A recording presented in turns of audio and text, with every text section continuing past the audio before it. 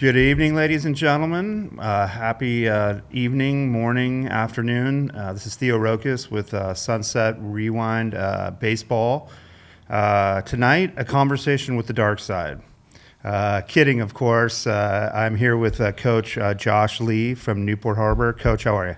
I'm good. How are you? I'm doing great. I got to tell you, I got a lot of my friends have moved over to the Newport Harbor area, and I got a lot of positive texts about the program. A lot of magic going on there, it sounds like.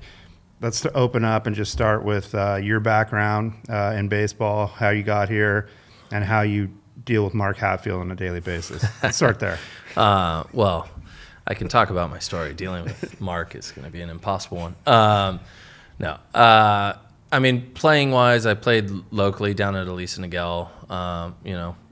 Played some college baseball. I played for John Altobelli at OCC.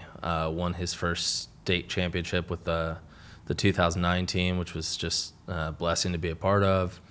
And finished my career at Cal State San Bernardino.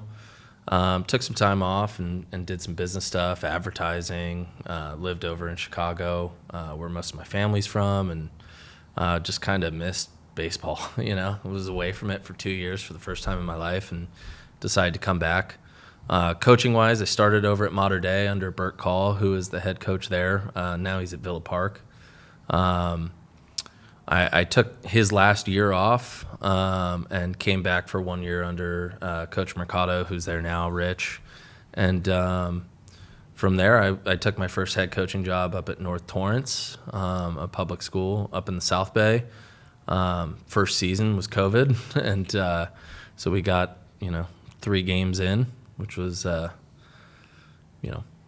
gave you a lot of perspective on high school sports and their impact and everything else. Had the next year finished out, we went to CIF semifinals at North Torrance, and then had a couple people. Just my parents lived down in South Orange County, and they wanted to go to every game and watch everything I was doing, kind of living like I was playing again. And so I had a couple people reach out about Newport, and would I be willing to sit down with their principal and throw my hat in the ring and everything else. And I just kind of thought about my parents and everything else. Came down and met with Principal Boulton, and anybody who knows him knows, you meet him and you're like, damn, this is a good setup and a good leader. And came down here, and going into my 4th year, done some really cool things here in a short amount of time, and just really fortunate to have the coaching staff around me that I've had, the admin at the school, and the kids that have been hungry for good baseball and wanting to win for a long time. So it's been a great experience down here, but that's kind of everything, how I got to now. I'm tempted to go down the COVID rabbit hole, but that's probably this probably isn't a good forum for it. But I'll just say this. I remember going to a basketball tournament, and the rule was that they had to have the mask over their ears. It didn't have to be over their mouth, but they had to have it on their person. Yeah. And that's when I just said, I actually I did like a little op-ed in LA Times where I was trying to, what we didn't know at the time, right? Whatever. But my perspective was like, hey, I understand everything people are trying to do, but also like I was the one looking at 17, 18-year-olds. There's no red shirt for high school, right? So a lot of these kids, they grow up going to their high school and going to those games, and then a lot of that class of 2020 especially, even if you don't even factor in the 21s, the 22s, that had either their sophomore, junior, freshman, but those seniors especially, it's tough. I had a 15 and 13-year-old home, so mine was selfish around bandwidth in the house. So, but it was, it was an interesting time. Favorite restaurant in Chicago? Oh man, not a full-blown restaurant, but Johnny's Beef over in Elmwood Park. That's Sandwich. Where my family's from. Yeah. Mr. Meat. Kind of, have you been to Mr. Meat? Yeah. Solid sandwich. Too many good ones. Too many good right? ones. Yeah. Let's go through the staff real quick. Talk to me about your staff. This year, Coach Wyatt Hahn's been with me since I came over. He was on the staff for 1 year with Coach Chalmers, and Coach Chalmers last year, and I kept him. He was able to get on campus as a teacher as well, and he's been with me from the get-go over here. And it went from like, hey, okay, kept a little bit of normalcy within the program. We wanted to shake things up. We wanted to do things differently to a degree, but also, you don't want to throw everything out by any means, And then we had Coach Chalmers on campus, who I consulted with all the time. He's just a great mentor and a great person, human being, to be quite honest. And so, I was lucky enough to get Coach Hahn, been with me ever since, been on campus ever since, loved by students, loved by the kids on the team. And that's really where it starts with me. And then I have Billy Morris out with us. His kid played for me a few years ago. He was a USC All-American. He was a dude back in the day. And he comes out. He's one of our assistant coaches. I have Chris Source, who I coached with for a year at Mater Dei. Love the guy. He's a funny dude.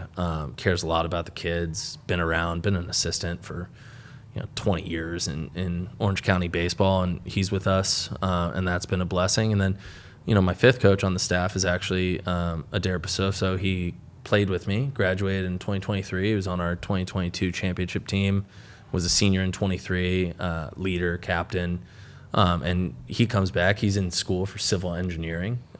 He's a baller academically, so he's there Monday, Wednesday, Fridays, and then the weekends. And that's just been, one of the more rewarding things. I had the same thing at North Torrance. I had a senior that came back after the COVID year and coached with me, and it's hard to get kids when they're 19, 20 to have, command respect, but also like be able to relate to the kids. It's just a really tricky balance for us as adults to do. And Adair's just he's been absolutely awesome. So, and that's not even to mention the JV coaches that I have, the Waterman brothers, they're brothers. They get to coach together for a year, which is special for them.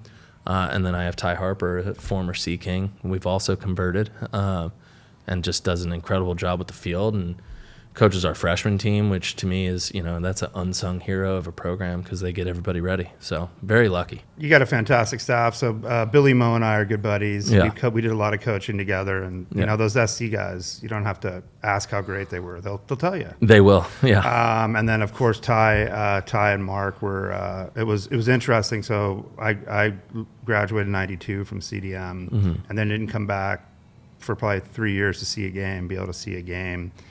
And it was just kind of a different atmosphere. And then '99 with Hatfield and Harper, it was kind of more of a pirate ship, hard-nosed baseball again under Emmy, and those guys are great. Yeah, great. Yeah, no, great it was hitters, fun. Great guys. Turned out the guy I played for youth baseball, John Elliott, was he was an assistant coach on Mark and Ty's team and with Emmy, and so just kind of a small world closing in. So small world. Let's go through. What position did you play coming up? In high school, I pitched, played outfield, played first, lefty, mostly pitched. College, I was a pitcher. So, let's start with the staff. Talk to me about the pitchers. Yeah, I think that's our strong suit, has been for the last 2-3 years. So, we have Lucas Perez. He's a senior. He's also our starting catcher. What day in the week, especially with the Sunset League going to 3 games, he throws, but he really anchors the staff, multiple pitches for strikes. He's going to be a D1 guy, hasn't decided where he's going yet or what route. We can get into college baseball and college sports and how that's all changing for kids too. But he's just been a leader. He's a 4-year varsity starter, started for us as a catcher his freshman year, kind of found out he pitched by accident his sophomore year. We weren't competing as well, and threw him in there, and he went 6 innings, 1 run against Edison. We were like, wait a minute, and then last year he was our number 1. So there's him. And then we have Gavin Guy, who's a junior basketball player at Harbor as well, committed to UCSB. Big, tall righty, 6'4", 6'5", upper 80s, low 90s, 3-pitch mix guy. Throws a lot of strikes, pretty dominant so far early in the year. And then we have the biggest thing I'm excited about is the depth, in terms of who's 3, 4, 5, 6. We haven't really put our finger on that yet. But I have sophomore Keaton Anderson that's mid-80s, 3-pitch mix, really good. Had a dominant year as a freshman on JV last year. he could be a guy that steps into that. We have another senior lefty, Elijah Hasseth, that's a 4-year varsity guy. Pitched every year. Big games, big moments don't faze him because he's been there, done that. Our starting center fielder is probably going to end up back-end closer type, Ryan Williams. He's committed to Cal as a center fielder, but he's mid to upper 80s, sidearm, on the mound. And so, we got options, and that doesn't even include, we got a couple kids on JV that are 85, 88, 3-pitch mix. So, just kind of waiting to see how it all shakes out. How nice is that to have a kid find out you got a gem in as a sophomore come out as a pitcher? That's when they told me I had to stop pitching. Yeah. Running out of baseballs. Yeah, I mean, sometimes, as a coaching staff, desperation leads to great things. I'd love to say it was because I was some sort of genius, but Take the credit. No, it was all him, and I just think, for me, he's been one of the biggest pleasures to have on the mound, because he was already really good, but I'm hardest on my catchers. As any Adair, who's coaching for me now, knows, like, he was a catcher, and so Lucas knows a ton about the game, and then he takes it out on the mound, and you're just like, damn, this guy knows how to get after it. He knows what guys are doing. He can read swings, know what pitch should be coming on. I mean, he's a pitching coach on the mound that can throw mid to upper 80s with 4 pitches, So that sophomore year accident that we rolled into that we were totally geniuses about, very, very lucky. And last year we don't make playoffs. We don't do anything cool over the last couple of years without that. So, good life. Story. Yeah, it's good life, story. right? Let's go through the lineup. Talking through the lineup, top to bottom. Yeah, I mean, you're gonna hear a theme with me, which is just depth. I'd love to come on here and tell you I knew all 9 guys. To me, it's the first time in a while where, like, that's kind of a blessing. It's not out of, like, man, we don't know because we don't know. We got a lot of good players in our program. We got a lot of good young talent and a lot of good upperclassmen. So, some of the guys, Lucas, like I said, pitches, catches. Behind him we have two good catchers. Brooks Francis transferred back from Mater Dei last year. He's a junior this year. Parker Chavez was another former Mater Dei guy that's been back since after his freshman year. He's a senior. He started on opening day, caught Lucas, did a great job. Over at third, Wyatt Gom started for us last year. He's a senior, so we have him over there. Our shortstop's a sophomore only this year. He started as a shortstop as a freshman. Grant Horsley, he's had a lot of college interest already, informal because of the new rules, but, man, he's a stud. Second baseman's Adam Martin. He was all-league first-team sophomore year as a shortstop, and he's pretty damn good. First base, Gavin normally plays there, and then, we got 2 or 3 guys that play behind him when he pitches. As I mentioned, Brian, committed to Cal, is in center. Elijah, the lefty I was talking about on the mound, plays left. When he pitches, we got 2 or 3 guys that can go out there, which we don't know about yet. And then right field, we got 2 or 3 kids. We got a couple kids that came in from private schools that are sitting out right now that may find themselves out there. And then we got a couple sophomores. The Keaton Anderson kid on the mound has started a game out there, and Cole Harrison's another sophomore I'm really excited about. Just great mentality, kind of a fighter. A little undersized, but, in his mind, he's 6'6", and, a professional boxer, which we like. So, there's guys everywhere. Second base, we got a couple guys back, and a lot of sophomores that can play. So, we have a lot of depth, man. A lot of depth. I love hearing that you're getting them back from the privates. Can't stick it to the privates enough, in my opinion.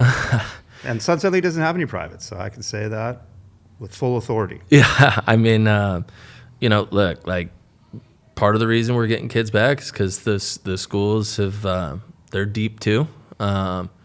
But also, I think it's a better option for kids. Lately, I mean, our facilities are great, and we've competed the last 3 years, and we've had a lot of kids that come back, and just privates are for some, but the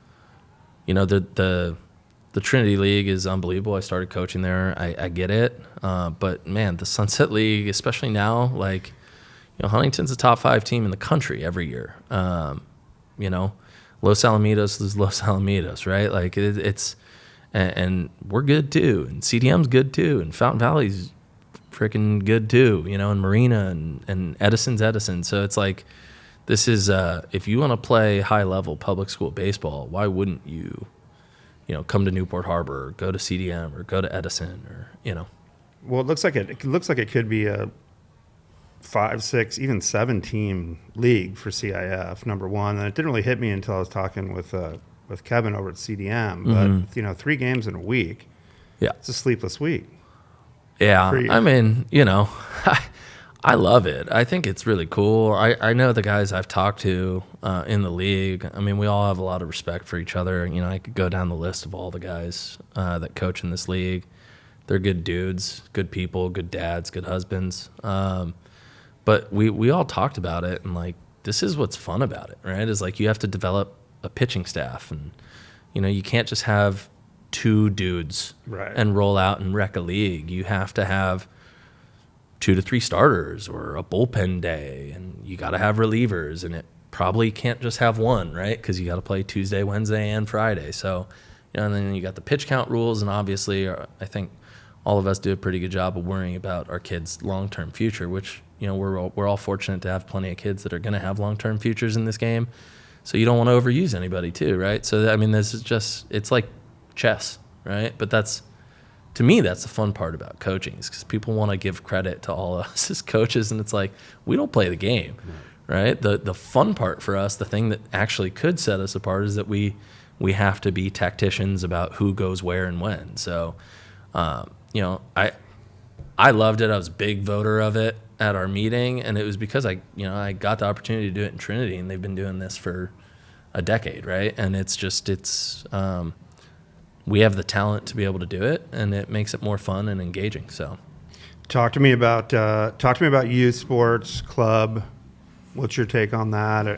Overuse, too many games at a young age. What are your thoughts around that? Yeah, I mean, the science with the arms and overuse and stuff like that. I mean, there's some contradictory stuff, about like what happens at 9 years old or 10 years old is going to have an impact at 15, 16, 17 or beyond. So I can't comment on that. One thing that I do know, because, I care about the community, I've been involved with our youth stuff and trying to talk to kids when they're young, is when you talk about overuse, it's more like overplay, right? So I'm not worried about injuries at 9 or 10. I'm worried about kids falling out of love with a thing that's supposed to be fun, right? So that to me is like, when I hear kids like, 9U, 10U baseball played 82 games in a year, and you're like, what is the burnout? Yeah, right? What's happening, man? I mean, when I was playing, like, there was Little League, which, I mean, whether we call it Pony here or it's Little League, whatever, there's a local league that we had, but travel ball was also going on at the time. So like, guys that were really advanced would play Little League, and then once a month or whatever your team did, you did a tournament on top of it with like a little more advanced competition, which was great. And I was a baseball nut, right? I couldn't get enough of it. And then I've heard too many stories when I got here, and this was not the case in other schools that I've been at, but like, I get here and I'd hear a kid come into my classroom, right, and be like, man, actually, did you know so-and-so's at this school? I go, yeah, what's he doing? And I go, he quit, quit in 8th grade. What?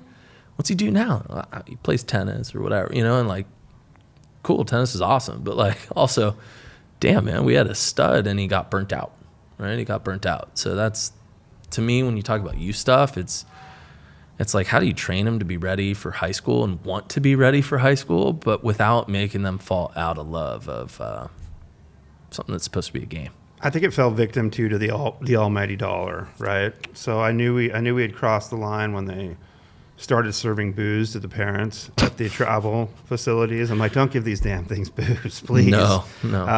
So that was wild. But I remember, they used to have out here Harbor area baseball.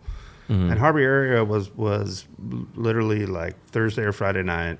The dads coached. It was one practice a week, and it kind of went after Little League. Yeah. But it was just, you'd have kids show up in vans and board shorts. You know, the point of it is like you used to see kids play baseball, Right. and you used to drive down the street and see kids playing catch. I can't remember the last time I saw kids playing catch. And Yeah, or like playing pickle behind another youth game. I mean, that's like, to me, I think it all ties into a lot of stuff, man. I mean, like, you know, the Sunset League, and we're now talking about like, oh, it's great to hear kids coming back from privates. I think there's maybe a course correction, but I think the increase in privates, but like when I was in high school, you know, Mater Dei was really good at baseball. They were the team, right, from the Trinity back then. Jacer was just starting up, and, you know, Olu was also really good. They had Garrett Cole and stuff. Like, they were pretty good. But you know, Mater Dei was always the team to beat back then. But it wasn't like, not everybody went to those schools, right? Like your public schools, I mean, Aliso Niguel, we had dudes, right? You had USA kids every year. And so did everybody. Capo Valley, my senior year, had 2 big leaguers as their 1 and 2, right? Kyle Hendricks, who started Game 7 of the World Series for the Cubs, and Tyler Matzik, right? Who's still a setup guy for the Braves, I believe, unless something happened this year. But, you know, that was at a local public school, right? So, you know, the youth stuff, it used to be because your little league or your pony league, or like you were saying, Harbor, you all were a community, and you would hang out together and you'd play together, and then you'd go to high school and the name on the front mattered because it was your community, right? And that's something that, and it's not a knock, and the private schools know this. They're connected in multiple other ways that are important to people. You have faith and everything else, but like the community aspect of like coming to Newport Harbor and playing with your boys, you know, you went to school with, you grew up with, you got to play together. That's just, for me at Aliso, that was the best part of it, was I was with my guys, you know. And then to do something special or win from there is even more valuable. Well, I think what's cool is everything I've heard, you guys are building that over there, you know, and I think that's what's important. I mean, yeah, I can just, from the texts I get, I mean, there's a lot of like super good energy about Tar baseball, and I think that's a testament to you. You know, congrats. I mean, it's Thanks. you can tell when programs are on the right track, and I think it's awesome. You ready for questions for Coach? Sure. Are they still depressed over there that they lost all 4 games to the Back Bay Bombers in 1992? That was a joke from my friend Matt Palaferi out there. So do you know Matt? No. So Matt was a great Newport Harbor pitcher, and he defected the other way. So he's over at CDM. We don't like that. That doesn't happen often. It doesn't happen often. No. And No. But he's a great guy. But you got to get. I'm gonna guess the answer is yes if we're still still on it. He's I think the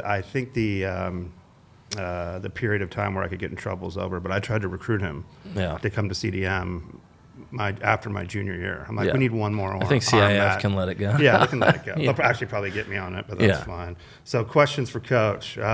Favorite baseball player? Oh, Ken Griffey Jr. I know I was a pitcher, but man, he was smooth. The kid. My dog's named Griffey, so there you go. That tells you. That makes sense. Favorite major league team? Cubs. Yeah, and 2016 was a great year.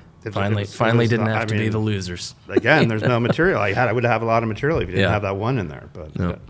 And then favorite restaurant here? Oh, here, man. I mean, I give a shout out just to Beach Hut Deli. Just a lot of coaches meetings there. I mean, it's Newport, man. Like, there's so many good restaurants. Beach Hut's a great sandwich. Yeah, no, I mean, the local shop. I mean, Ruby Sandwich Saloon too. Just a shout out to the local ones. You know, obviously, you go down to the peninsula and the island, you can find Michelin star everything, right? But yeah, the local ones nearby for all our coaches meetings and everything else, they've been great. Whaler too. Whaler? Yeah, they've been great. Nice. Favorite movie? Oh, Bull Durham. Bull Durham. Baseball movie and movie, probably Bull Durham. I like it. Favorite vacation spot? Oh, vacation spot. There's not many of them. Vieques, Puerto Rico. My wife and I did our, like wedding, honeymoon with friends and stuff there. Small island off of Puerto Rico.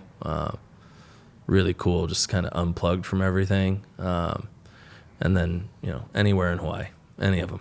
Puerto Rico, they like their baseball too down there. They do. Yeah. And then any superstitions? Oh, of course, lefty pitcher. Yeah, I mean, whether it's, it's not like a lifelong thing. It's more just because then if it's a lifelong superstition, you lose in baseball, right? And then you go, well, that didn't work, right? So there's got to be some sense of logic to it. It's more like, man, if I wear this pair of socks the last game, I'm not the kind that won't wash it, because then, the culture that we have, our kids will let me know. Right? They'll be like, Coach, you smell.